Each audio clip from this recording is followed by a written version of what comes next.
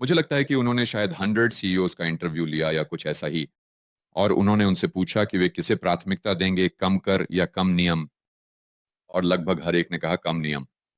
और मुझे लगता है कि ये आपको इस बारे में बहुत कुछ बताता है कि हमें किस दिशा में जाना चाहिए, और यह सुनकर अच्छा लगता है कि उम्मीद है वे उस दिशा में जा रहे हैं।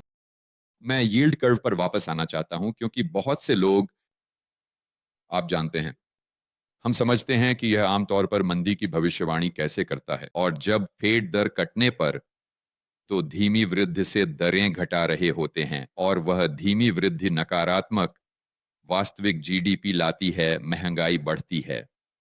90 के दशक के मध्य अपवाद था, लेकिन कर्व उलटी नहीं थी। तो मुझे लगता है कि यह थोड़ा सा सेब और संतरे की तरह है, लेकिन उस समय यह बहुत मुश्किल था। स्पष्ट रूप से मैंने इसे गलत समझा। मुझे लगा कि यह 2 साल के भीतर हो जाएगा, कि 2 साल की अवधि उलटी थी। लेकिन मैं दूसरे दिन निकट अवधि के फॉरवर्ड स्प्रेड को देख रहा था, और फेड, मुझे लगता है कि यह वास्तव में उनका पसंदीदा मैट्रिक है। ये 3 महीने की अवधि नहीं है जैसे मैंने सीएनबीसी पर पढ़ा, और मैंने उस निकट अवधि के फॉरवर्ड स्प्रेड को देखा, और मुझे नहीं पता कि फेड ये करता है या नहीं, लेकिन उनके पास लगभग 90 दिन का मूविंग एवरेज है। और यदि आप 90 दिवसीय चलती औसत को देखें तो यह लगभग शुरुआती स्तर पर ही वापस जा रहा है। 1970 के दशक, जहां तक मंदी की भविष्यवाणी करने की बात है, बल्कि एक बेहतर समय निर्धारण तंत्र होने की बात है, के दृष्टिकोण से आमतौर पर आपको संकुचन तब मिलता है जब यह फिर से सीधा होता है, जहां 2 साल या 3 महीने की अवधि में यह हर जगह हो सकता है, जैसे कि हम पहले कह रहे थे। तो शायद निकट अवधि का फॉरवर्ड स्प्रेड क्या है? क्या यह वास्तव में फेड का पसंदीदा संकेतक है? और इसके बारे में आप क्या सोचते हैं? तो मैं जानता हूं कि कर्व के आकार और उलटने पर बहुत ध्यान दिया जा रहा है। जैसे आप जानते हैं, 2 स्टैंड, 3 महीने की अवधि और भविष्य की चीजें जैसी अलग अलग बातें हैं। तो मैं एक कदम या पीछे हटना चाहता हूं और मैं इस बारे में बात करना चाहता हूं कि मुझे क्या लगता है। चलो कहते हैं इन बदलावों का कारण क्या है और क्यों। इस समय मैं इस पर ज्यादा ध्यान नहीं दूंगा। सबसे पहले फिर से जो जो चीज शॉर्ट डेटेड रेट्स को निर्धारित करती है वह मूल रूप से फेड का क्या करना है। सही। बाजार यह अनुमान लगाने की कोशिश कर रहा है कि फेड अगले 2 सालों में क्या करेगा, और यही वास्तव में 2 साल की उपज है। और आपकी 10 साल की उपज क्या है? यह बाजार क्या सोचता है कि फेड की रातों रात दर का रास्ता 10 सालों में होगा, साथ ही कुछ आपूर्ति और मांग की गतिशीलता, है ना? मान लीजिए कि ट्रेजरी अगर अचानक बहुत सारा 10 साल का कर्ज जारी करती है, तो यह उपज पर ऊपर की ओर दबाव डालेगा। आप जानते हैं, अधिक आपूर्ति कीमतों पर दबाव डालती है। तो ऐतिहासिक रूप से बोलते हुए जब आप देखते हैं कि कर्व उलटता है, तो चलो कहते हैं कि 2 साल की उपज, या आप जानते हैं 3 महीने की उपज 10 साल की उपज से अधिक है, तो इसका मतलब है कि बाजार यह अनुमान लगा रहा है कि फेड आने वाले महीनों में दरें कम करने जा रहा है। अब फेड दरें क्यों कम करता है? फेड आने वाले महीनों में दरें क्यों कम करेगा? यह इसलिए है क्योंकि बाजार को लगता है कि आर्थिक मंदी आने वाली है, फेड को दरें कम करनी होंगी। तो एक तरह से जब आपके पास एक उलटा कर्व होता है, तो बाजार यह अनुमान लगा रहा है कि फेड आने वाले महीनों में दरें कम करने जा रहा है, शायद आर्थिक मंदी के कारण या इसी तरह की कोई चीज। अब यह मूल रूप से इसका मतलब है। और कभी कभी बाजार सही होता है और कभी कभी नहीं। अब याद रखें, पिछले कुछ वर्षों में युष हमने सभी प्रकार के उलटफेर और ऐसी चीजें देखी हैं, सभी प्रकार के मंदी के पूर्वानुमान। लेकिन मंदी अभी तक नहीं आई है। तो मुझे लगता है कि हमें वर्तमान में भविष्य के संकेत के रूप में कर्व के आकार पर या कम ध्यान केंद्रित करना चाहिए। ये इसलिए है क्योंकि हम बड़े बदलाव के दौर में जी रहे हैं। पूरे आर्थिक विश्व व्यवस्था में बदलाव आ रहा है। कैसे वित्तीय नीति को लागू किया जा रहा है, ये बदल रहा है ना? याद रखें, ये हमारे पास एक ऐतिहासिक रिकॉर्ड रहा है। सिक्स पिछले कुछ वर्षों में एक गैर मंदी, गैर युद्ध समय में वित्तीय घाटे का रिकॉर्ड, है ना? तो बहुत सारी चीजें बदल रही हैं। भविष्य अतीत की तरह नहीं होगा, और इसलिए इस क्षेत्र में जुआ खेलने वाले बहुत से बाजार के लोग एक ऐसा प्लेबुक इस्तेमाल करने जा रहे हैं जो पुराना हो चुका है। तो इसलिए मैं आज कर्व के आकार पर ज्यादा ध्यान नहीं दूंगा। मुझे लगता है कि यह तब काम करेगा जब हम एक नए पैराडाइम में वापस लौटेंगे, जिसे हर कोई समझता है। लेकिन अभी मुझे लगता है कि सब कुछ अनिश्चित है। मेरी एक अलग राय है, क्योंकि मैं घाटों को एक उदाहरण के रूप में देखता हूं। मैं कई लोगों को जानता हूं, और मैं ये नहीं कह रहा कि ये आपकी राय है, लेकिन बहुत से लोग ऐसा कहते हैं। संयुक्त राज्य अमेरिका के लिए मंदी में जाना लगभग असंभव है जब आपका घाटे का खर्च चलिए 6% जीडीपी पर है। लेकिन अगर आप वैश्विक वित्तीय संकट जीएफसी से पहले देखें तो यह 3 से 4% था।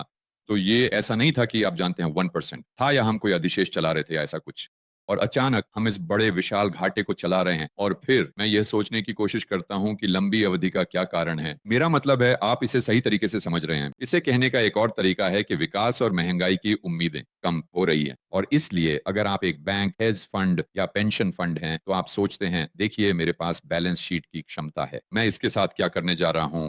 तो मेरे पास कुछ अलग अलग विकल्प हैं, और अंत में ये सब जोखिम और पुरस्कार के बारे में है। तो अगर आप कहते हैं ठीक है, यहाँ मेरे पास 6% का अवसर है, लेकिन मुझे असली अर्थव्यवस्था में उधार देना होगा, या वैश्विक अर्थव्यवस्था में ऐसा कुछ, लेकिन मेरे पास एक्स वाई जी जोखिम है। यू 4.5% 10 साल ट्रेजरी खरीद सकता हूँ, 5%। तो ये एक कम उपज है, लेकिन फिर ये सब जोखिम के बारे में है। तो जैसे जैसे जोखिम बढ़ता है तब उस ट्रेजरी को खरीदना अधिक समझ में आता है, जो दीर्घकालिक दरों को नीचे लाएगा। और अगर जोखिम कम हो रहा है तो आप असली अर्थव्यवस्था में उधार देने का विकल्प चुनेंगे, और फिर आपके पास वह लंबी अवधि होगी, बाहर निकलें। तो मैं यह निश्चित रूप से नहीं कहूंगा। आप जानते हैं कि आपको एक मंदी होनी चाहिए, लेकिन मुझे लगता है कि यह इन मेगा बैंकों का एक संकेत है, और वित्तीय संस्थान अपनी बैलेंस शीट की क्षमता के साथ क्या कर रहे हैं। और ये एक ऐसा चीज है जिसे आपको समीकरण में शामिल करना होगा। ओह बिल्कुल, बैलेंस शीट की क्षमता वास्तव में महत्वपूर्ण है। और एक दिलचस्प बात यह है कि ऐसा लगता है कि हमें इस संदर्भ में कुछ डिरेगुलेशन मिल सकता है, जिससे बैंकों के पास ट्रेजरी खरीदने के लिए अधिक बैलेंस शीट क्षमता हो सकती है। अब ये कुछ ऐसा है जिस पर बाजार में अटकलें लगाई गई हैं, और आप इसे बाजार की कीमतों में हम थोड़ा बहुत देख सकते हैं। तो ये बाजार में हम जो चीजें देखते हैं उनमें बहुत कुछ बदलने वाला है ना? जब बैंकों के पास अधिक क्षमता होती है तो यह बड़े वित्तीय घाटे के खिलाफ कुछ हद तक राहत देता है।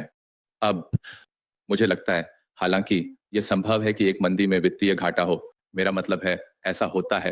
मेरा मतलब है, चलो कहते हैं कि हम इसे बहुत बार देखते हैं, चलो कहते हैं लैटिन अमेरिकी देशों में, है ना?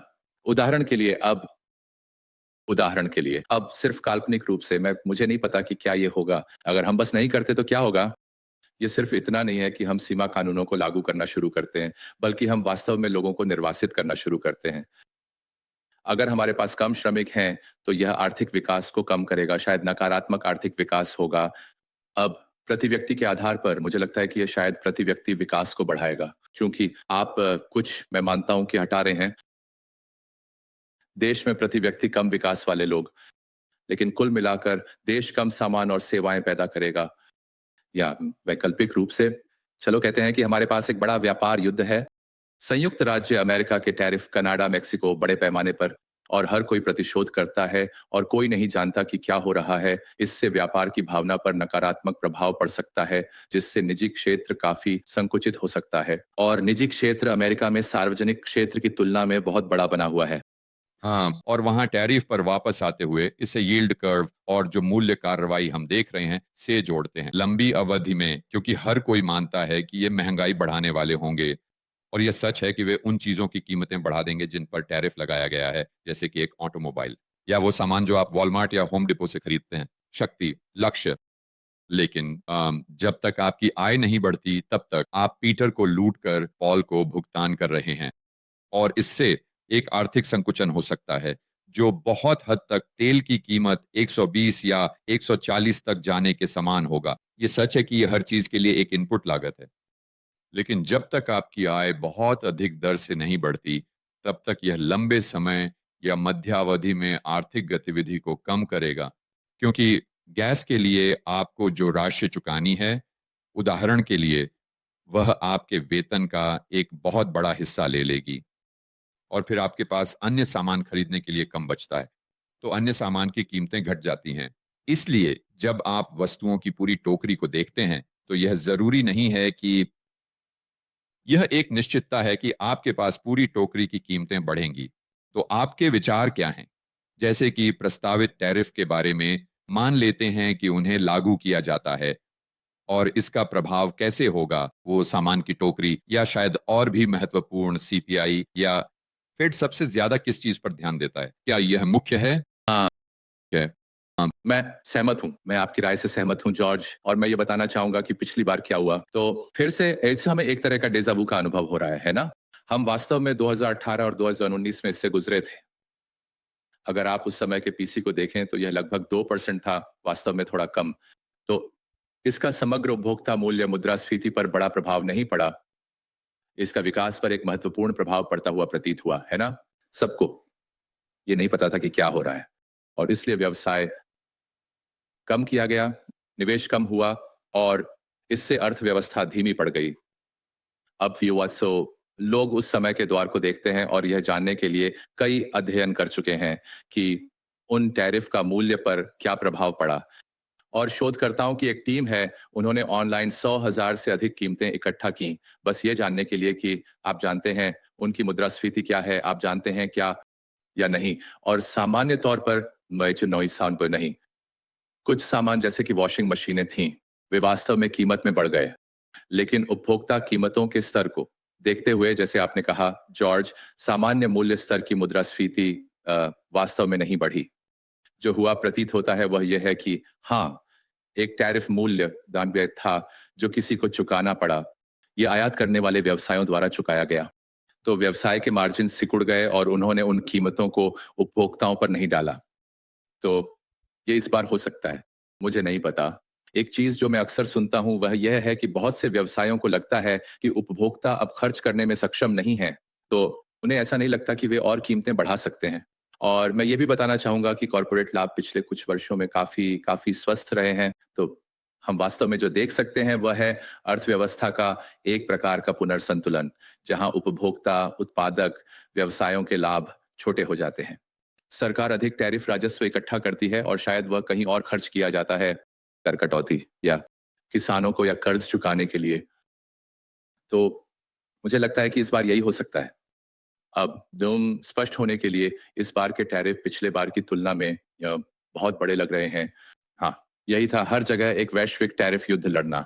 तो मुझे नहीं पता, मुझे निश्चित रूप से लगता है कि कीमतों के बढ़ने की संभावना है, लेकिन फिर से यह मूल्य स्तर है, न कि परिवर्तन की दर, जिस पर मैं ध्यान केंद्रित करूंगा। तो हाँ। हाँ, जब आपके मार्जिन मान लीजिए 10% हैं, तो आप 2% टैरिफ सहन कर सकते हैं, लेकिन 25% टैरिफ सहन नहीं कर सकते। यह एक बड़ा अंतर है। क्या आपको लगता है कि डॉलर इसमें शामिल था? क्योंकि मेरे पास चार्ट सामने नहीं है, लेकिन मुझे लगता है कि डॉलर बढ़ रहा था।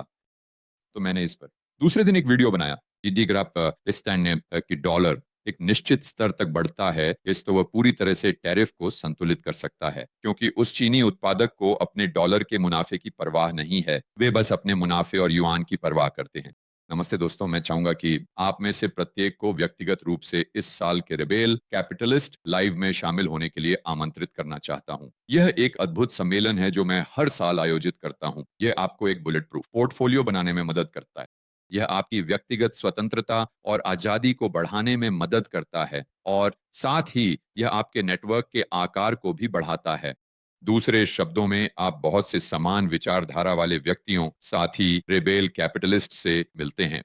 यह ऑनरलैंडो में यो 23 मई को है और 25 तारीख तक पिछले वक्ताओं में Robert Kiyosaki, Ron Paul, Peter Schiff, Mike Maloney, Lyn Alden जैसे लोग शामिल रहे हैं, बस कुछ नाम लेने के लिए। तो अपने टिकट जल्दी से जल्दी प्राप्त करने के लिए और यह जानने के लिए कि इस साल के रिबेल कैपिटलिस्ट लाइव में कौन बोल रहा है, आप rebelcapitalistlive.com पर जा सकते हैं।